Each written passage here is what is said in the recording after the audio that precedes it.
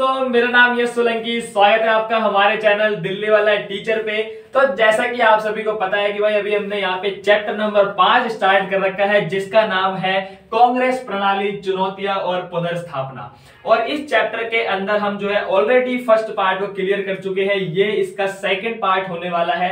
तो यहाँ पे हम देखेंगे शास्त्री के बाद इंदिरा गांधी, क्योंकि अभी तक आपने यहाँ पे जवाहरलाल नेहरू की कहानी पूरी पढ़ ली थी, उसके बाद आपने लाल बहादुर शास्त्री जी की कहानी को पढ़ा, और अब यहाँ पे हमारे को देखना है कि लाल बहादुर शास्त्री जी के बाद आगे कहानी कैसे चलती है। यानी कि जब उनकी डेथ होती है 10 जनवरी 1966 को ताशकंद का समझौता होता है और वहां पर लाल बहादुर शास्त्री जी की एक रहस्यमयी मृत्यु हो जाती है। अब उनकी डेथ के बाद हमारे देश इंडिया की राजनीति आगे कैसे चली, अब हमारे को वो देखना है। तो इसीलिए टॉपिक का नाम है शास्त्री के बाद इंदिरा गांधी। ठीक है, तो अब जब यहाँ पे लाल बहादुर शास्त्री जी निकले, उनकी डेथ हो गई, तो उसके बाद प्रधानमंत्री बनने की रेस के अंदर दो सबसे बड़े हुए खिलाड़ी थे। एक का नाम था मोरारजी देसाई और दूसरे का इंदिरा गांधी। मोरारजी देसाई जो कि बॉम्बे के सीएम रह चुके थे और मंत्री रह चुके थे, यानी कि भाई जाने माने इंसान थे, बॉम्बे के सीएम है और मंत्री रह चुके हैं। उसके अलावा मोरारजी देसाई के साथ साथ जो इंदिरा गांधी थी वो भी कुछ कम नहीं थी। इंदिरा गांधी भी कांग्रेस की अध्यक्ष रह चुकी थी और सूचना मंत्रालय यानी कि इंफॉर्मेशन डिपार्टमेंट के अंदर वो मंत्री का पद जो है उन्होंने संभाला था। दोनों ही टक्कर के इंसान थे। अब यहाँ पे हुआ कुछ ऐसा कि बड़े नेताओं ने सोचा कि भाई हम जो है इंदिरा गांधी को जिताएंगे, क्योंकि उस टाइम पे जो भी बड़े बड़े कांग्रेस पार्टी के नेता थे उनको लग रहा था कि भाई अगर हम मोरारजी देसाई को जिता देते हैं तो वो हमारी बात बिल्कुल मानेंगे ही नहीं, वो जो है अपने हिसाब से पूरे शासन को चलाएंगे और हमारे को ऐसा नहीं होने देना। हमारे को बिल्कुल एक ऐसे प्रधानमंत्री को चुनना है जिसको हम चुनने के बाद हम भी अपने प्रधानमंत्री के अंदर जो है भागीदारी निभा पाए। इसलिए वहां पे बड़े बड़े नेताओं ने सोचा कि भाई इंदिरा गांधी को जिताते हैं, क्योंकि इंदिरा गांधी जी के पास जो है एक्सपीरियंस की कमी है। जब भी इंदिरा गांधी जी को कुछ करना होगा तो हमारे पास आएंगे, बोलेंगे भाई बता दो क्या करना है आगे। तो उनको ऐसा लग रहा था, इसीलिए जो है बड़े नेताओं ने इंदिरा गांधी को वोट डालना स्टार्ट किया। बड़े नेता इंदिरा गांधी के साथ थे, पर सर्वसम्मति जो है वहां पे नहीं थी, सारे लोग साथ नहीं थे। इसीलिए जो है देयरफॉर, 3 बिंदु का मतलब हमेशा बताता हूं, इसका मतलब है देयरफॉर, इसलिए। ठीक है, इसीलिए वहां पे जो है गुप्त मतदान करवाए गए। गुप्त मतदान का मतलब होता है कि इस टाइप से मतदान करवाए गए कि किसी को पता ना चले, गुप्त तरीके से करवाए गए। गुप्त मतदान हुए वहां पे। Indira won with 2/3 votes of minister, और इंदिरा गांधी जी उस टाइम पे 2/3 मतों के साथ, वोटों के साथ जो है वहां पे जीत जाती है। इंदिरा गांधी की जीत होती है। बड़े नेता थिंक कि Indira always depends on us, जो कि अभी मैंने आपको समझा ही दिया कि बड़े नेताओं ने उस टाइम पे ये सोचा था कि इंदिरा गांधी जो है हमेशा हमारे ऊपर ही डिपेंड रहेंगी। समझ आया दोस्तों? 1 साल के भीतर ही इंदिरा को पार्टी का नेतृत्व करना पड़ा। लेकिन अब यहाँ पे बात ये थी कि अब यहाँ पे हुआ क्या है कि 1966 के अंदर जब लाल बहादुर शास्त्री जी की डेथ हुई वहां पे, तो इसीलिए गुप्त मतदान करके एक प्रधानमंत्री चुना गया। यानी कि अब यहाँ पे भाई 1 साल, क्योंकि ये साल पूरा करना था, तो 1967 जब आया तो 67 में भाई दोबारा से चुनाव करवाने पड़ेंगे ना पूरे देश के अंदर, क्योंकि अभी तो 66 में लाल बहादुर शास्त्री गए हैं और लाल बहादुर शास्त्री जब चले गए हैं तो भाई 66 वाला साल पूरा नहीं हुआ है। तो उस साल को पूरा करने के लिए 66 से 67 तक आने के लिए एक प्रधानमंत्री चुना गया, जो कि कौन थी? इंदिरा गांधी। लेकिन अब भाई पूरे देश में भी चुनाव करवाने पड़ेंगे, केवल पार्टी में चुनाव थोड़ी होगा। तो पूरे देश में चुनाव करवाए गए 1967 के अंदर। इसलिए लिखा हुआ है कि भाई 1 साल के भीतर ही इंदिरा गांधी को पार्टी का नेतृत्व करना पड़ गया। 67 में चुनाव हुआ। और दोस्तों इसी को बोला जाता है चौथा आम चुनाव। बहुत ही ज्यादा इंपॉर्टेंट है, पेपर में कई बार क्वेश्चन आता है कि चौथा आम चुनाव क्या है। ठीक है, तो अब हमारे को ये देखना है कि चौथा आम चुनाव क्या होता है। अब देखते हैं यहाँ पे चौथे आम चुनाव के बारे में जो 1967 में किए गए। अपनी दोस्तों कहानी बिल्कुल क्लियर रखना। कहानी अभी तक हमारी ये चल रही है कि भाई 1966 के अंदर लाल बहादुर शास्त्री जी की डेथ हो गई है। ठीक है, और 1966 के अंदर जब लाल बहादुर शास्त्री जी गए हैं तो भाई 1 साल के लिए अब यहाँ पे यानी कि 1967 तक जो है इंदिरा गांधी जी का चुनाव करवाया गया है गुप्त मतदान करवा के, ठीक है। यानी कि 1 साल के लिए इंदिरा गांधी जी ने गुप्त मतदान के द्वारा प्रधानमंत्री का पद संभाला है।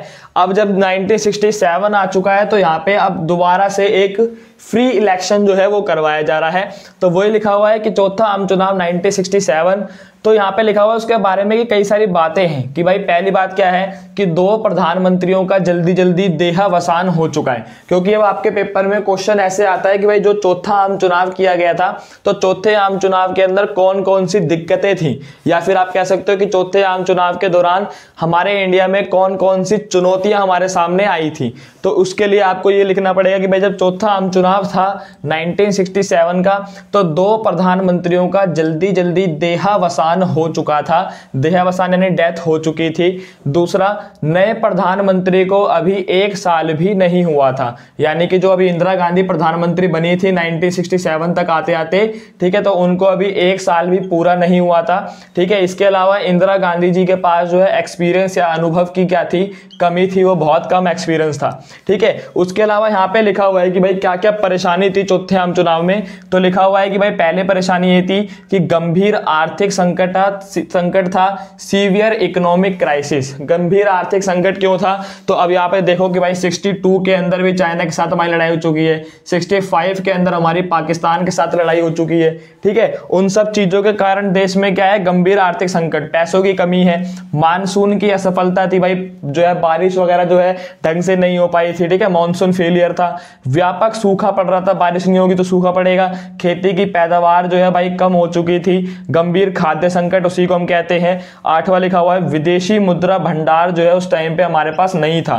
ठीक है, तो विदेशी मुद्रा भंडार की हमारे पास कमी थी, भाई फॉरेन करेंसी नीति जिसकी वजह से हम जो है वहां पे मतलब व्यापार वगैरह कर पाए, ठीक है। 9वां लिखा हुआ है औद्योगिक उत्पादन जो था वो बहुत कम था, यानी कि उद्योग वगैरह उतने हमारे देश के अंदर लगे नहीं थे, जिसकी वजह से औद्योगिक उत्पादन जो है, प्रोडक्शन जो है उसकी कमी थी, वो भी कम था, ठीक है। उसके अलावा 10वां लिखा हुआ है कि भाई निर्यात जो है वो कम था, यानी कि हम देश में ज्यादा से ज्यादा बस आयात कर रहे थे, मंगा रहे थे, कुछ भी बना के जो है बाहर नहीं भेज रहे थे, जिसको हम निर्यात कहते हैं। तो निर्यात बहुत कम हो रहा था, एक्सपोर्ट बहुत कम था, ठीक है। सैन्य व्यय जो ज्यादा था, सैन्य व्यय का मतलब क्या है कि हम जो है मिलिट्री वगैरह के ऊपर ज्यादा खर्चा कर रहे थे। तो वही अभी क्योंकि जैसे 1962 और 65 में लड़ाई हो चुकी थी जिसकी वजह से, ठीक है, तो उन सब चीजों के कारण हम लोग अपनी मिलिट्री वगैरह के ऊपर ज्यादा पैसा लगा रहे थे।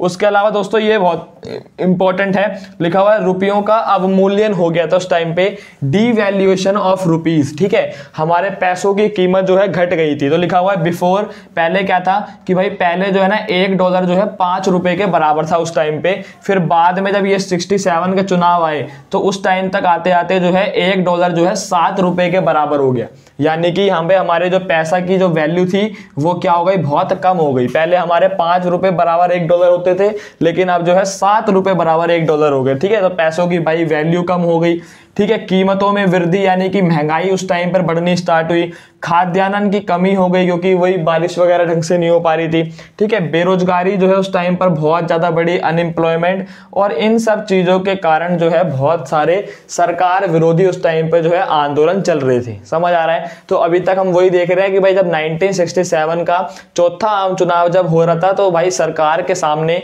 कौन कौन सी चुनौतियां थी, सरकार किन किन चैलेंजेस को जो है उस टाइम पे फेस कर रही थी, ठीक है, जब इंदिरा गांधी का जब यहाँ पे चुनाव करवाया जा रहा था, ठीक है। तो कानून और व्यवस्था की समस्या की वजह से जनता की नाराजगी को समझ नहीं पाई। अब सरकार को ये लगा कि भाई जनता वगैरह जो यहाँ पे नाराज हो रही है, जो जनता हमारे साथ जो ये विरोध प्रकट कर रही है, जनता वो इसलिए कर रही है क्योंकि यहाँ पे कानून और व्यवस्था की समस्या है। अब देखना सरकार जो है उस टाइम पे जो है गुमराह सी हो गई थी, सरकार को जो है अलग चीज यहाँ पे महसूस हो गई। सरकार को लगा कि भाई जनता विरोध इसलिए कर रही है ना क्योंकि अभी क्या है, कानून और व्यवस्था को यानी कि लॉ एंड ऑर्डर वाली प्रॉब्लम है यहाँ पे, सरकार को ऐसा लगा। जबकि दोस्तों बिल्कुल भी ऐसा नहीं था, क्योंकि जनता तो जो है विरोध वगैरह क्यों कर रही थी, क्योंकि जनता को पता था कि भाई महंगाई जो है यहाँ पे बहुत बढ़ा रही है सरकार, ठीक है, यहाँ पे भाई खाने पीने की चीजें है ही नहीं, बेरोजगारी बहुत ज्यादा है। जनता तो इसलिए विरोध कर रही थी, आंदोलन वगैरह कर रही रही थी, जबकि सरकार को अलग ही लग गया। सरकार को लगा कि भाई ये कानून और व्यवस्था की समस्या है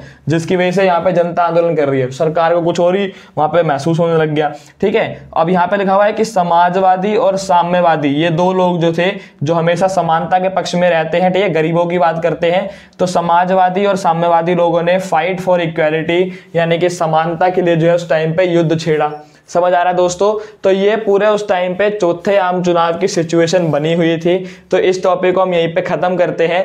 अगला टॉपिक जब हमारा स्टार्ट होगा उसके अंदर हम गैर कांग्रेसवाद को पढ़ेंगे और वो बहुत ही ज्यादा इंपॉर्टेंट है। कई बार पेपर के अंदर पूछा जाता है कि भाई गैर कांग्रेसवाद क्या है, इसकी विचारधारा किसने रखी। ठीक है, तो उसको पढ़ेंगे, बहुत इंपॉर्टेंट है। मिलते हैं अपनी नेक्स्ट वीडियो के अंदर, तब तक के लिए देखते रहिए दिल्ली वाला टीचर।